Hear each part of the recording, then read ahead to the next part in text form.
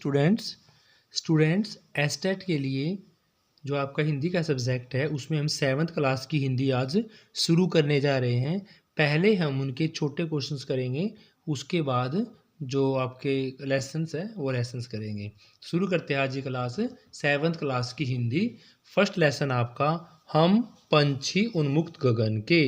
हम पंछी उन्मुक्त गगन के लिखा गया है शिव मंगल सिंह सुमन के द्वारा। हम पंछी उन्मुक्त गगन के लिखा गया है शिव मंगल सिंह सुमन के द्वारा। शिव मंगल सिंह सुमन का जन्म कब हुआ? तो 1916 में हुआ। शिव मंगल सिंह सुमन का जन्म 1916 में हुआ। इनका जन्म कहाँ हुआ? तो उत्तर प्रदेश के उन्नाव ज़िले के जगरपुर गांव में। 1916 में उत्तर प्रदेश के उन्नाव ज़िले के जगरपुर गांव में हुआ स्टूडेंट्स। फिर है इनकी प्रमुख रचनाएं कौन कौन सी हैं? किनकी? शिव मंगल सिंह सुमन की। हिलोल, जीवन के गान, प्रलय सृजन, विश्वास बढ़ता ही गया पर आंखें भरी नहीं। हिलोल, जीवन के गान, प्रलय सृजन, विश्वास बढ़ता ही गया पर आंखें नहीं। हम पंछी उन्मुक्त गगन के कवि कौन हैं? तो इनके कवि का नाम है शिव मंगल सिंह सुमन। कविता में कवि ने किसका वर्णन किया है? तो शिव मंगल सिंह सुमन ने हम पंछी उन्मुक्त गगन में एक पंछी का वर्णन किया है। पक्षी किस प्रकार के गगन में उड़ना चाहते हैं? तो पक्षी उन्मुक्त गगन में उड़ना चाहते हैं। इसमें स्टूडेंट्स उन्मुक्त गगन में उड़ना चाहते हैं। कवि ने कविता में पक्षियों की कौन सी बात की है? तो कवि ने कविता में पक्षियों की स्वतंत्रता की बात की है। नेक्स्ट है सोने की सलाखों से टकराकर क्या क्या टूट जाएंगे? तो सोने की सलाखों से टकराकर पक्षियों के पंख टूट जाएंगे स्टूडेंट्स। एक बार दोबारा देखते हैं भाई कि शिव मंगल सिंह सुमन का जन्म हुआ 1916 में और कहाँ हुआ? उत्तर प्रदेश के उन्नाव ज़िले के जगरपुर गांव में। इनकी रचनाएं कौन कौन सी हैं? हिलोल, जीवन के गान, प्रलय सृजन, विश्वास बढ़ता ही गया पर आंखें ना भरी। हम पंछी उन्मुक्त गगन के कवि का नाम पूछा हुआ है, तो कवि का नाम शिव मंगल सिंह सुमन है। कविता में कवि ने किसका वर्णन किया गया है? तो इस कविता में कवि ने एक पंछी का वर्णन किया है। पक्षी किस प्रकार के गगन में उड़ना चाहते हैं? तो पक्षी उन्मुक्त गगन के आकाश में उड़ना चाहते हैं। कवि ने कविता में पक्षियों की कौन सी बात की है? तो कवि ने कविता में पक्षियों की स्वतंत्रता की बात की है। सोने की सलाखों से टकराकर क्या टूट जाएंगे? तो सोने की सलाखों से टकराकर पंख टूट जाएंगे स्टूडेंट्स।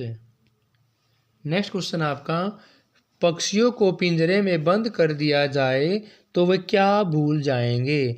यानी पक्षियों को पिंजरे में बंद करने से पक्षी क्या करना भूल जाएंगे? तो पक्षी चहचहाना भूल जाएंगे। पक्षियों को पिंजरे में बंद करके पक्षी चहचहाना भूल जाएंगे। पक्षियों का बसेरा क्या है? तो खुला आसमान। पक्षियों का बसेरा खुला आसमान है। पक्षियों को क्या पीना पसंद है?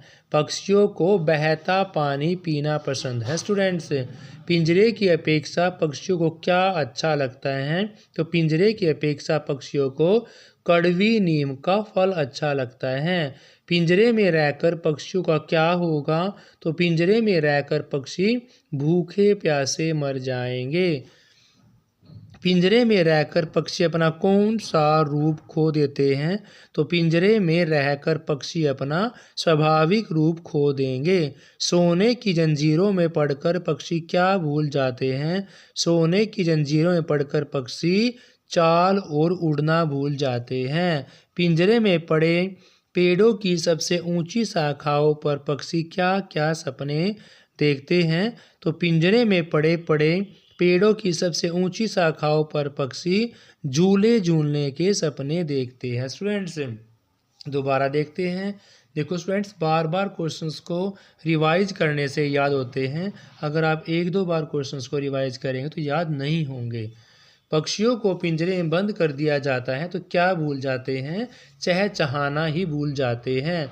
पक्षियों का बसेरा क्या है? तो पक्षियों का बसेरा स्टूडेंट्स खुला आसमान। पक्षियों को क्या पीना पसंद है? तो पक्षियों को बहता पानी पीना पसंद है स्टूडेंट्स। पिंजरे की अपेक्षा पक्षियों को क्या अच्छा लगता है? तो पिंजरे की अपेक्षा पक्षियों को कड़वी नीम का फल अच्छा लगता है। पिंजरे में रहकर पक्षियों का क्या होगा? अगर पिंजरे में पक्षी रहेंगे तो वह भूखे प्यासे मर जाएंगे। पिंजरे में रहकर पक्षी अपना कौन सा रूप खो देते हैं? तो पिंजरे में रहकर पक्षी अपना स्वाभाविक रूप खो देते हैं। सोने की जंजीरों में पड़कर पक्षी क्या भूल जाते हैं? सोने की जंजीरों में पड़कर पक्षी अपनी चाल भूल जाते हैं और उड़ना भूल जाते हैं। पिंजरे में पड़े पड़े पेड़ों की सबसे ऊंची शाखाओं पर पक्षी क्या क्या सपने देखते हैं? तो झूले झूलने के सपने पक्षियों के द्वारा देखे जाते हैं स्टूडेंट्स। नेक्स्ट क्वेश्चन है, पक्षी उड़ते हुए क्या छूना चाहते हैं? तो पक्षी उड़ते हुए आसमान की सीमा। पक्षी उड़ते हुए आसमान की सीमा को छूना चाहते हैं। पक्षी अपनी चोंच से तारों के समान क्या चुगना चाहते हैं? तो पक्षी अपनी चोंच से तारों के समान अनार के दाने। पक्षी अपनी चोंच से तारों के समान अनार के दाने चुगना चाहते हैं। पक्षी अपनी इच्छाओं को कैसे पूरा कर सकते हैं? पक्षी अपनी इच्छाओं को पूरा तब करेंगे तब वह स्वतंत्र रहेंगे। अगर पक्षी स्वतंत्र रहेंगे, सलाखों के पीछे कैद नहीं रहेंगे, तो तभी अपनी इच्छाओं को वो पूरा कर सकते हैं। आकाश में उड़ते हुए पक्षियों के पंखों में क्या लग जाती हैं? तो आकाश में उड़ते हुए पक्षियों के पंखों में होड़ लग जाती है स्टूडेंट्स। संसार में किसकी सीमा का अंत नहीं है? संसार में आकाश की सीमा का अंत नहीं है। मंजिल पाने की चाह में पक्षियों की क्या उखड़ जाते हैं? तो मंजिल पाने की चाह में पक्षियों के पंख उखड़ जाते हैं। कवि ने पक्षियों की किस चीज़ में बाधा न डालने के लिए कहा है? तो कवि ने पक्षियों की उड़ने में बाधा न डालने के लिए कहा है। कविता का उद्देश्य क्या है? तो पक्षियों की स्वतंत्रता ही कविता का उद्देश्य है। पक्षियों की स्वतंत्रता। दोबारा फिर देखते हैं, पक्षी उड़ते हुए क्या छूना चाहते हैं? तो पक्षी उड़ते हुए आसमान की सीमा को छूना चाहते हैं। पक्षी अपनी चोंच से तारों के समान क्या चुगना चाहते हैं? तो पक्षी अपनी चोंच से तारों के समान अनार के दाने चुगना चाहते हैं। पक्षी अपनी इच्छाओं को कैसे पूरा कर सकते हैं? तो पक्षी अपनी इच्छाओं को स्वतंत्र रहकर पूरा कर सकते हैं। आकाश में उड़ते पक्षियों के पंखों में क्या लग जाती हैं? होड़ लग जाती हैं। संसार में किसकी सीमा का अंत नहीं है?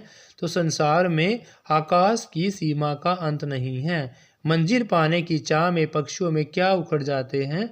तो मंजिल पाने की चाह में पक्षियों के पंख उखड़ जाते हैं। कवि ने पक्षियों की किन चीज़ में बाधा न डालने के लिए कहा है? तो उड़ने में बाधा न डालने के लिए कहा है। कविता का उद्देश्य क्या है? तो कविता का उद्देश्य है पक्षियों की स्वतंत्रता। नेक्स्ट स्टूडेंट्स, शिव मंगल सिंह सुमन की किस एक कविता का नाम बताना है? तो स्टूडेंट्स, शिव मंगल सिंह सुमन की कविता का नाम है हम पंछी उन्मुक्त गगन के। नीम के वृक्ष पर लगने वाले फल को क्या कहते हैं? तो स्टूडेंट्स, नीम के वृक्ष पर लगने वाले फल को नीम की निम्बोरी। नीम के वृक्ष पर लगने वाले फल को नीम की निम्बोरी के नाम से जाना जाता है। पक्षियों को पिंजरे में बंद करने से क्या होता है? पक्षियों को पिंजरे में बंद करने से पर्यावरण प्रभावित होता है। कविता में आए श्रृंखला शब्द का क्या अर्थ है? तो स्टूडेंट्स, कविता में आए श्रृंखला शब्द का अर्थ है जंजीरें। दोबारा फिर देखते हैं, शिव मंगल सिंह सुमन की किसी भी कविता का नाम बताना है, तो वो है हम पंछी उन्मुक्त गगन के। नीम के वृक्ष पर लगने वाले फल को क्या बोलते हैं भाई?